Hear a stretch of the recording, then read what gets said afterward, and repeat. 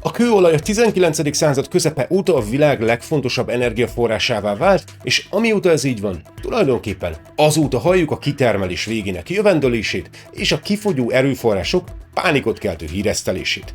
Az 1960-as évek vége óta azonban a jövő modellezése valóságos iparággá vált, amelynek egyik jelentős része az energiaforrásokra összpontosító válságjóslás. Nem csak a környezetvédelmi mozgalom alarmistái, hanem a tudományos közösség tagjai is évtizedek óta riogatnak bennünket azzal, hogy a világ gyorsan kimeríti a fosszilis tüzelőanyagok véges készletét. Annyit hallottuk már, hogy sokunkban fel sem merül, hogy az állítás akár téves is lehet. És elsőre akár viccesnek is tűnhet az olajcsúcs és a kőolaj keletkezése körül kialakult népszerű elméletek iránti szkepticizmus, aztán minél többet nyomozol, annál több értelme kezd lenni. És lássuk be, nem ez lenne az egyetlen terület, ahol a különböző tudományos területek és iparágak képviselői idővel megváltoztatták a véleményüket. A tudomány ugyanis ilyen, erősen politizált. Clearly that the question of abiogenic method, which means no need of any biology, is true. Because we know, actually one experiment was done in 2009. It was done in Swedish Royal Academy, one of those group, but it's done by one Russian leader. He was able to show that if you squeeze methane, CH4 in chemical formula, so 4 hydrogen, 1 carbon, squeeze them in a form that in which they simulate the condition of the Earth mantle, which is 1,800 miles deep, kind of below the surface, because the Earth is deeper, right? And it's within this 18, but basically the condition that is only about 40 to 150 miles in, that you actually can form complex hydrocarbon. You got benzene, you got ethane, you got all this other stuff forming. So that proved beyond doubt that you have such a way to make this. Why do most people think that the gasoline in their car was, by definition, Have to be limited, Yeah, that there's just a tiny amount and it's going away. We'll never find more. The world is full of untruth and half-truths, right? That's the whole problem, right? That's why for so long, even the idea that we are not limited and bounded by availability of, let's say, gasoline, petroleum, or coal. Coal now they won't allow us to use, right? As you know, in COP meeting in Dubai that just ended a day ago, they just physically declared themselves that we should stop using fossil fuel. Basically, petroleum, natural gas, and even coal. I mean, these people are insane now, really insane. I think they're going to harm more people with their own delusion. Plus, they always remember, these are people who actually don't represent the majority. It's always about this minority, the tyranny of the few, always robbing the whole senses, the good senses of the good people. This is part of the reason why, as a scientist, I also speak out.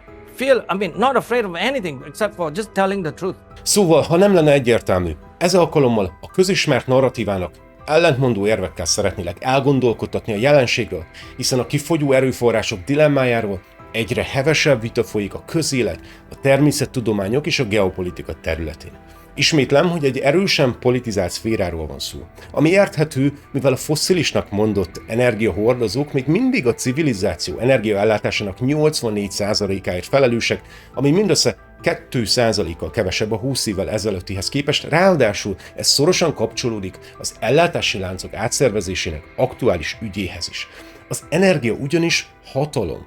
A téma pedig sajnos rendkívül komplex és képtelenség néhány percben ismertetni, ezért két fontos észrevételre fogok most fókuszálni, amik gyakori félreértés tárgyát képezik, és amik nekem is nagy kihívást, nagy fejtörést jelentettek annak idején, amikor először elkezdtem szkeptikus lenni a téma iránt.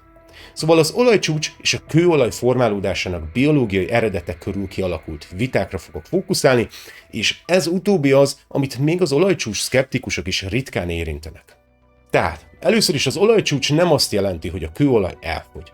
Bár az olaj mennyiségének jelentős csökkenéséről is szó van olykor, a kifejezés főként arra utal, hogy az olajkitermelés eléri a globális maximumát, mivel a kitermelése egyre nehezebbé válik, és többe fog kerülni, mint amennyit a piac elbír.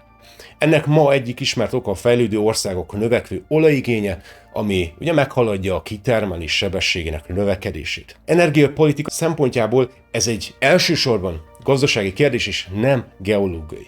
Másodszor, Az elmúlt évszázadban számos előrejelzés született az olajcsúcs elérésének időpontjára vonatkozóan, amelyeket a kőolaj kitermelés ütemének későbbi növekedése megcáfolt a szakértők határozott kijelentései ellenére. És ez egy fontos szempont.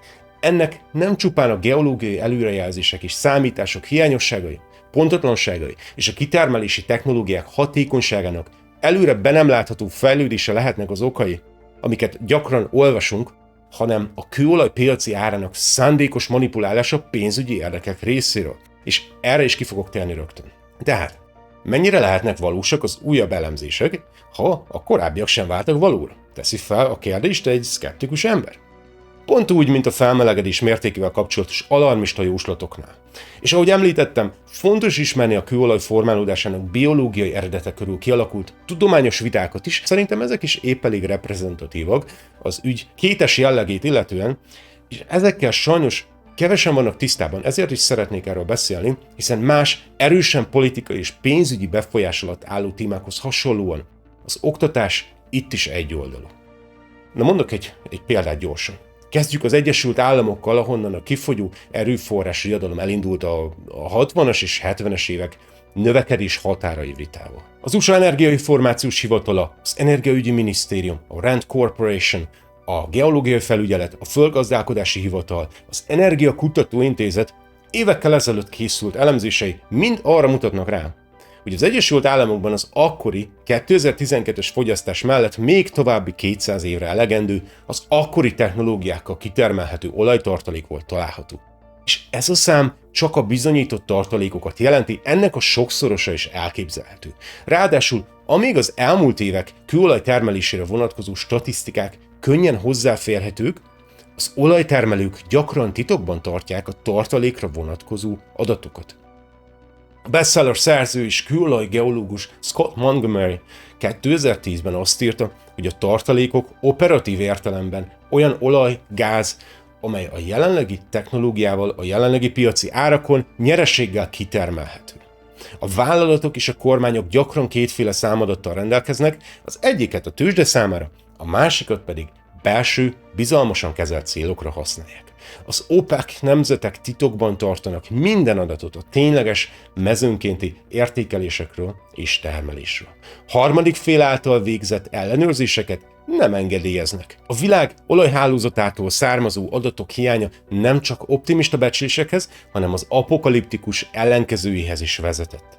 Szinte kárörvendő állításokhoz, például, hogy Szaúd-Arábia óriási mezői bármelyik pillanatban összeomolhatnak. Az OPEC csoport célja kezdetektől a globális olajárak szabályozása volt a termelés csökkentésének vagy növelésének összehangolásával, amiben Szaúd-Arábia vezető szerepet kapott. A szervezet 1960-ban alakult, és a jelenlegi tagállamai rendelkeznek a világ bizonyított olajtartalékainak több mint 80%-ával. Az OPEC-re egyébként még visszatérünk mindjárt, mert nagyon fontos szereplők ebben az egész olajcsúcs vitában. Montgomery továbbá azt is írja a politikai olajról, hogy 1980-ban az Iránnal vívott háború kitörésekor Irak napi 2,5 millió hordó fölött termelt, ami az ellenségeskedése kezdete után gyorsan 60%-kal csökkent. Amikor a háború véget ért és Irak kétségbeesetten kereste az újjáépítéshez szükséges forrásokat, az olajmennyiséget közel 3 millió hordó per napra emelte, hogy aztán az öbölháborúban ennek kevesebb, mint ötödére essen vissza. A harmadik ciklusban a 2000-ben elért 2,6 millió hordó per napos csúcsot követően, a 2003-as amerikai inváziót követően a felére esett vissza, majd 2007-re ismét 2,2 millió hordó per napra emelkedett. Tehát 3 évtized, 3 csúcs és 3 mély völgy. Szóval teljesen nyilvánvaló, hogy a piaci ár manipulálva van, és az az információ is, amit az olaj mennyiségéről tudunk. A rendkívül jól tájékozott szakemberek sem tudnak egyébként egyetérteni az olajcsúcs alapvető mechanizmusaiban vagy időzítésében. A szénhidrogének formálódásának hőmérsékleti tényezői körül kialakult viták sem adnak kapaszkodót, az alarmista kijelentéseknek nincs valóságalapja, ezt az egyet én azt gondolom, hogy biztosan kijelenthetjük, ahogy számodra is világos lesz mindjárt, sőt, az elmúlt 70 év bizonyítja, hogy épp az ellenkező igaz. Ahogy Leonardo Maugeri, a híres olasz olaj- és gázipari szakértő írta 2006-ban az alarmisták kritikájaként, hogy még napjainkban sem tudja senki, hogy milyen kincseket rejt a föld mélye, és nem dolgozta ki elfogadható módszert sem ezeknek felmérésére, sem pedig a már ismert kőolajlelőhelyek jövőbeli kitermelhetőségének kiszámítására. Egy 2013-as Harvard egyetemi publikációjában pedig meggyőző bizonyítékkal szolgált arra, hogy új olajipari fellendülés kezdődött. Kiterjedt tanulmányában bebizonyítja, hogy az azt megelőző 10 évben az olajellátás korlátozásának inkább a pénzhez, mint a geológiához volt köze. Tehát a globálisan elérhető olajtartalékokat illetően csupán becsléseink vannak. Ez egy nagyon fontos szempont, amit kérlek, hogy jegyezz meg. Nem tudjuk a pontos adatokat, szóval felmerül a kérdés, hogy akkor miért halljuk naphosszat, hogy kifogynak az erőforrásaink. Akárcsak az antropogén klímaváltozás esetében ennél a szintén Malthus szellemét idéző témánál is megfigyelhető a borulátó jóslatok több évtizedes be nem teljesülése. Mondom is a példákat. M. King Hubbard 1956-ban publikálta híres haranggörbéjét, ami szerinte akkor éri el a csúcspontját, amikor az erőforrás körülbelül fele elfogyott. Azt jósolta, hogy a globális kőolajtermelés 2000-ben éri el a csúcspontját.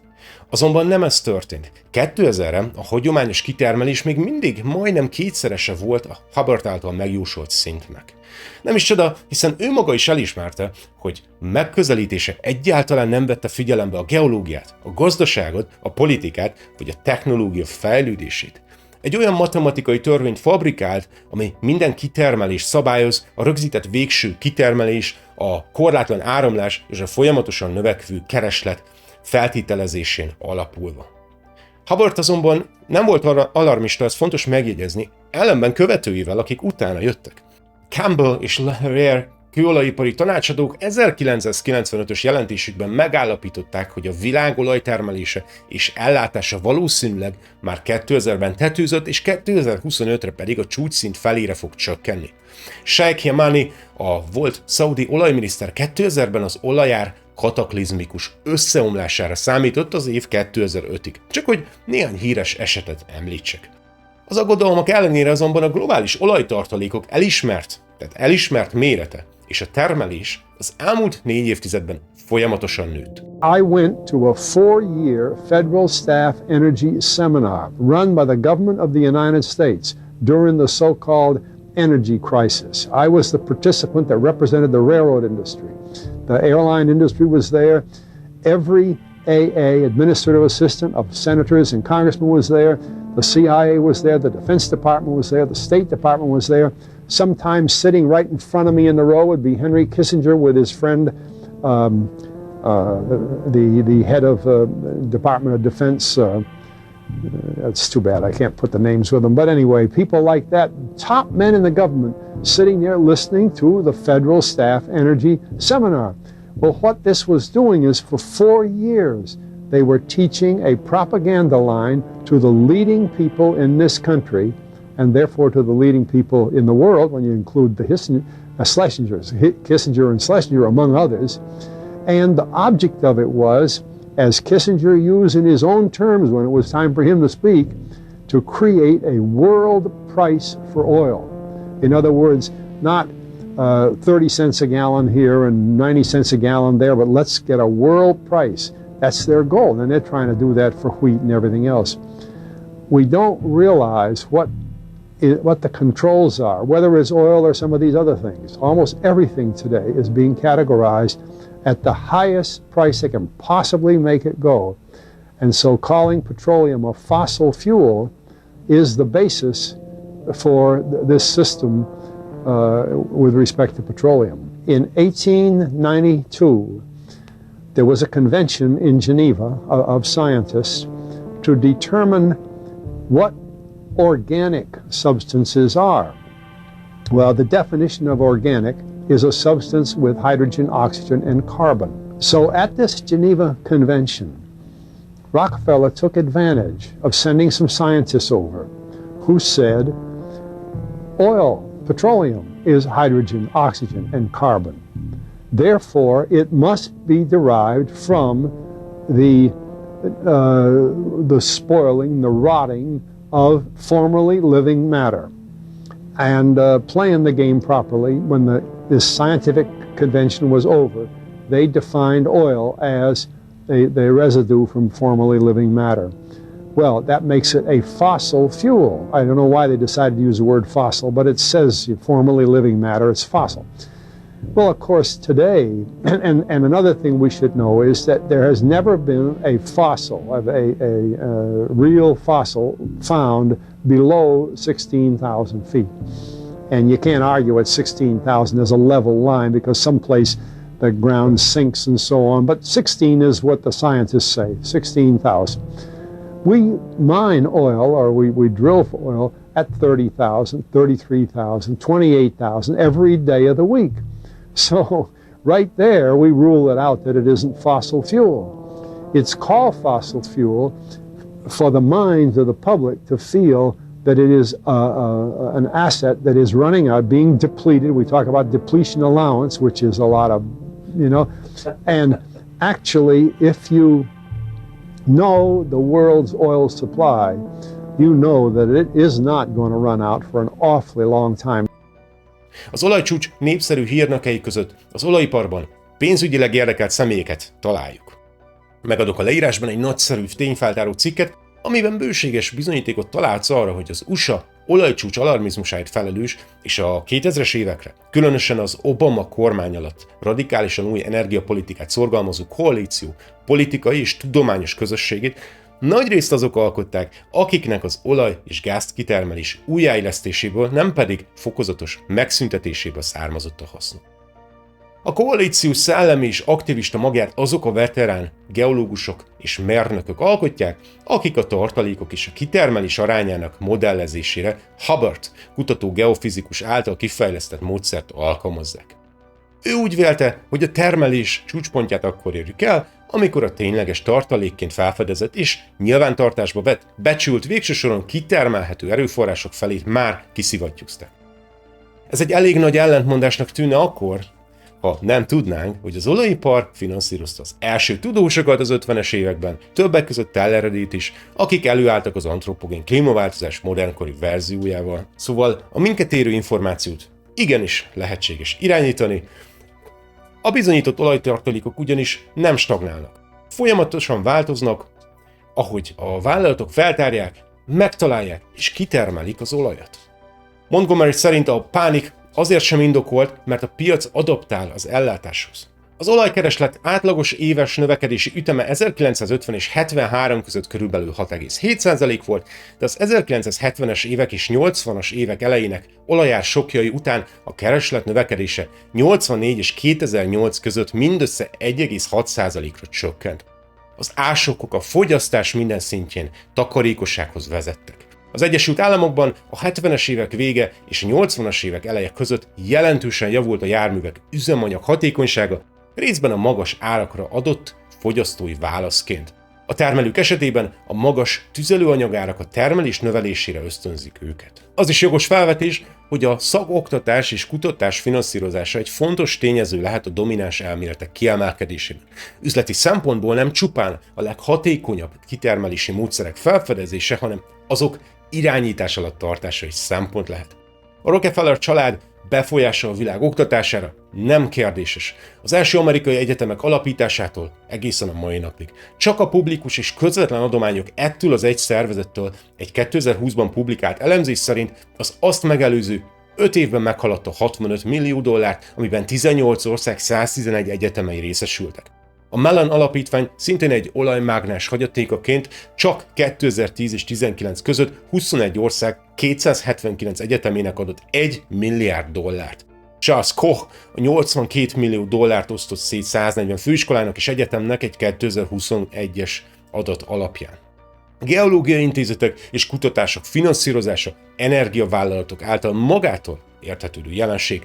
Az olyan jelentések, mint a depopulációt sürgető római klub növekedés határai is kulcsfontosságú szerepet játszottak a véges erőforrásokkal kapcsolatos teóriák terjesztésében, és szorosan összefüggnek a fenntarthatósággal kapcsolatos narratívával. A világvége elemzésekkel az is a probléma, hogy világszerte több bizonyított kőolajkészleten csücsülünk, mint valaha, annak ellenére, hogy egyre nagyobb ütemben fogyasztjuk a kőolajtermékeket.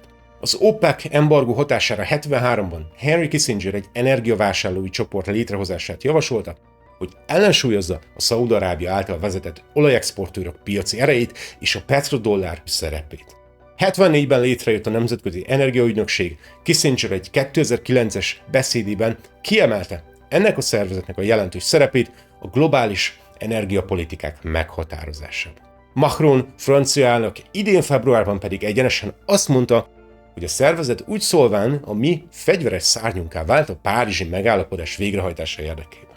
Milyen meglepő, hogy a szervezet szerint az összes forrásból származó nyers olajtermelés 2030-ig csak csekély mértékben lesz képes fenntartani a globális áramlások növekedését. Az elmúlt évtizedekben tapasztalt olajkitermelés és az új lelőhelyek feltárásának helyenként csökkenő trendje számos egyéb okból is történhet, mint a fogyatkozó nyersanyag.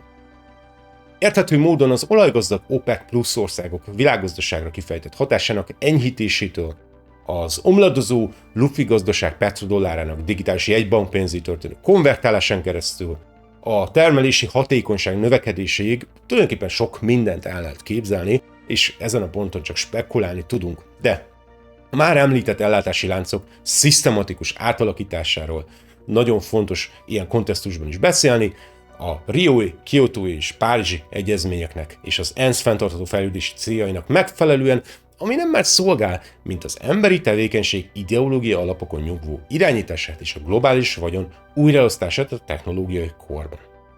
Persze a Rockefeller-féle nagy tőkések számára az olajbiznisz mindig is a hatalomról és a befolyásról szólt. Ma a Rockefeller alapítvány is zöld energiába és az ahhoz kapcsolódó iparágak fejlesztésébe fektet.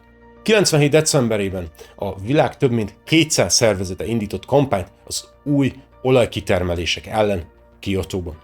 A Greenpeace 98-as éves jelentése megállapította az ENSZ éghajlati kormányközi testületének eredményei alapján, tehát az IPCC eredményei alapján, hogy a fosszilis tüzelőanyagok globális gazdasági készleteinek csupán 1/4 lehetséges elégetni, mielőtt a hőmérséklet veszélyes mértékű emelkedése következne be. Persze ezek a jóslatok sem állnak szolid lábakon, hogy a klímaalarmizmus politika történetének tanulmányozása során ez nyilvánvalóvá válhat bárki számára.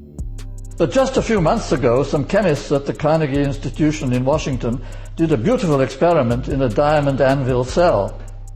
They mixed together tiny quantities of three things that we know exist in the mantle of the Earth and observed them at the pressure and temperature appropriate to the mantle about 200 kilometers down.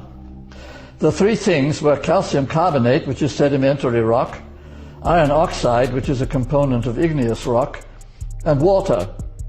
Those three things are certainly present when a slab of subducted ocean floor descends from a deep ocean trench into the mantle. The experiment shows that they react quickly to produce lots of methane, which is natural gas. So big quantities of natural gas certainly exist in the mantle. The chemist sent an email to Tommy Gold to tell him their result and got back a message that he had died 3 days earlier. Now that he's dead, we need more heretics to take his place. A kőolaj geológusok az olaj és gáz kétféle eredetét javasolták a 19. század óta. Egy szervetlen és egy szerves elméletet. Bár laboratóriumban sikerrel bizonyították a szervetlen eredetet, mégsem ez lett a meghatározó szemlélet. Az általános nézet szerint a kőolaj kutatás gyakorlata azt mutatja, hogy a legtöbb olaj és gáz szerves anyagból származik. De akkor miért léteznek mégis olyan tudósok, akik szerint a kőolaj primordiális eredetű anyag, tehát szervetlen folyamatok során keletkezik, és olyan szénhidrogénekből nyerhető, amelyek évezredekkel ezelőtt mélyen a Föld magjában lévő hatalmas medencékben léteztek, ezáltal szinte végtelen mennyiségben áll rendelkezésre. Nos, ha ez az elképzelés valaha szárnyalni kezdene, az a teljes globális gazdaságot képes lenne átalakítani. Az 1970-es évekre a geofizika és geokémia tudósai széles körben elfogadták, hogy az olaj biológiai eredetű. Az olajat fosszilis tüzelőanyagnak nevezték, és azt feltételezték, hogy az elpusztult algák és planktonok lesüllyedtek az óceánok fenekére, és évmilliók alatt a nyomás és a hő hatására lassan olajjá alakultak át. De ismétlem, hogy a biológiai eredetről szóló elképzelés a közhiedelemmel ellentétben a mai napig vitatott, sőt, a fosszilis tüzelőanyag vagy fosszilis üzemanyag kifejezés eredete is Kortárs kritikusok közül néhányan egyenesen azt az olajmágnás John D. Rockefellernek tulajdonítják, és hát érthető lenne, hiszen ha a kőolaj véges mennyiségben fordul elő, akkor a gyémánthoz hasonlóan felárat lehet felszámolni érte, felértékelve egy feltehetőleg korlátlan mennyiségben rendelkezésre álló, értéktelen, bár hasznos anyag. Az olaj piaci ára ezáltal manipulálható, és a hozzá kapcsolt világvezető kereskedelmi és tartalék valuta a dollár árfolyama, így az angol száz világbirodalom nagy tőkéseinek befolyása is. Az abiogén szervetlen elméletnek két ismert irányzata van, a nagyobb befogadást nyert orosz-ukrán elmélet és az erősen kritizált Gold-féle mélygáz elmélet. Thomas Gold, a Cornell Egyetem híres fizikusa, és egyébként más orosz, ukrán és német tudósok is kritikusaival váltak a szerves elképzelésnek az elmúlt 150 évben. A periódusos rendszer megalkotója maga Mendelejev is közéjük tartozott. Gold egyik érvelése szerint, mivel a modern feltárások nagy mennyiségű kőolajat találtak olyan mélyebbre fúrt olajkutaknál, amelyek a fosszilis szint alá hatoltak, az nem jöhet korábban élő organizmusokból, szerves anyagból. Egy lassú folyamatban pedig ezek a mélyen fekvő források időről időre pótolják a földfelszíni kőolaj tartalékokat. És valóban léteznek olyan mélyebben fekvő kőolajtartalmú kőzetek, amelyekből a kőolajmezők lassan újra töltődnek. Ennek az egyik jól ismert példája a Eugene Island, aminek kőolajtartalékai a 60-as és 70-es évek nagy hozama után a 80-as évekre visszaesett, majd 1990-re ismét a 60-as évek kezdeti termelési mennyiségére növekedett. A szaudi olajmezők egy másik példája ennek. A 90-es évekre ismertté vált a jelenség, hogy a perzsa és arab-öböl tározói folyamatosan feltöltődhetnek az alatta lévő hasadékzónákból. 92-ben egy tanulmányában H.S. Argyll, a King Ford kőolajásványok egyetemének geológusa azt állította, hogy a szaudi olajmezők, köztük a Gawari óriásmező, az olajmezők alatt húzódó alapkőzeti törésekből keletkeztek. A szemlélet alapján tehát Szaúd-Arábia azért rendelkezik bőséges kőolajjal, mert az alatta lévő törésmintázat lehetővé teszi, hogy a földköpenyből felfelé áramoljon a kőolaj.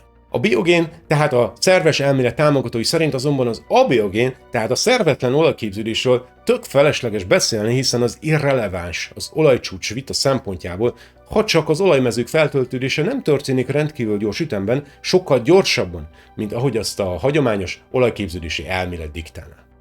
Ez nem csak az emberiség által felhasznált mennyiség szempontjából, hanem a kitermelés gazdaságossága szempontjából is fontos megközelítés, és hát ebben is van valami, ugyanis az olajképződés ütemének pontos meghatározására nincs konkrét bizonyíték, csak elképzelések, ahogy azt ugye már korábban érintettük.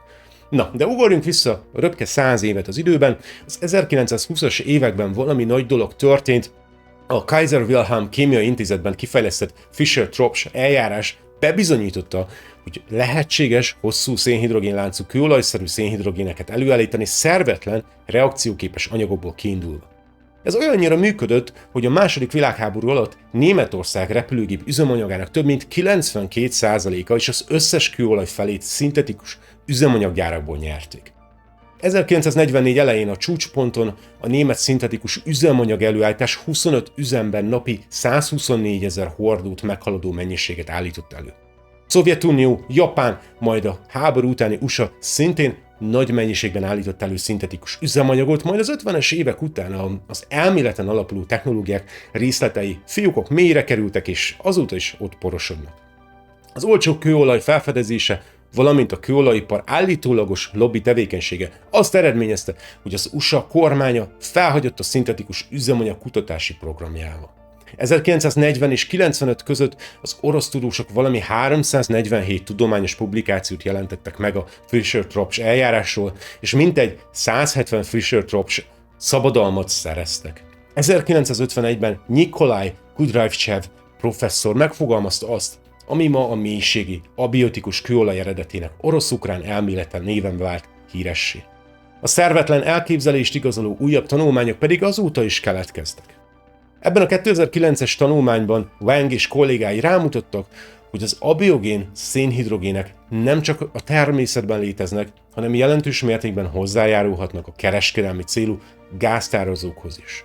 A Svéd Királyi Technológiai Intézet kutatója Vladimir Kucherov és kollégája 2010-es kísérleti eredményei és geológiai vizsgálatai állításuk szerint meggyőzően igazolják az abiogenikus elmélet fő tételeit, és lehetővé teszik, hogy újra megvizsgáljuk a világ szénhidrogén készleteinek szerkezetét, méretét és területi elosztását. Miért gondolnánk tehát, hogy ennyi falcs előrejelzés és rémiszgetés után most már bizonyosan száguldunk lefelé azon a bizonyos termelési görbén, magunk mögött hagyva az olajcsúcsot, ahogy azt összeomlás kutatók is előszeretettel emlegetik?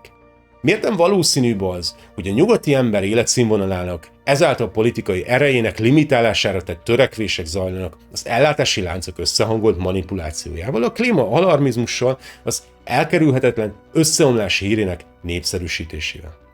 A rendelkezésünkre álló kőolaj végső mennyiségét a gazdaság és a technológia határozza meg, nem pedig a politikailag motivált alarmista kijelentések. És ha még mindig azt gondolod, hogy amit ma a zöld energiának nevezünk, az bármivel is környezetbarátabb, mint a hagyományos energiaforrások, mint mondjuk a földgáz, a szén vagy a kőolaj, akkor érdemes tájékozódnod a szélkerekek, napelemek és akkumulátorok gyártási körülményeinek, a fosszilis tüzelőanyagokhoz képesti alacsony energiatermelési és tárolási kapacitásuknak, az újrahasznosíthatósági problémáiknak és a technológiák rövid időtállóságának. Ezeket a faktorokat figyelembe véve ugyanis látni fogod, hogy szintén környezetszennyező alternatívákról beszélünk. Ha nem létezne a széndioxid, mint mumus, akkor a zöldnek nevezett átállás sosem támogatná a publikum. Ha csak egy dolgot nézel meg ebben a témában, akkor kezd a lítiumbányákban dolgozó kizsákmányolásával, és ha már ott jársz, olvas a kitermeléshez felhasznált édesvíz mennyiségéről és a környezetszennyezésről, ami az akkumulátoraink mellékterméke. És egyébként is a legmélyebb, ahová ember valaha ásott, mindössze 12 km, szóval én azt gondolom, hogy bőven van még felfedezni való, és érdemes szkeptikusnak lenni a tudományos kijelentésekkel szemben is. Ez persze nem azt jelenti, hogy ne kellene hatékonyabb és tisztább energiaforrásokat kutatni, de fontos látni, hogy az energia hatalmat jelent, és ezért nem szabad készténként fogadnunk az éppen népszerűvé vált narratívákat. Sikeres tájékozódást kívánok!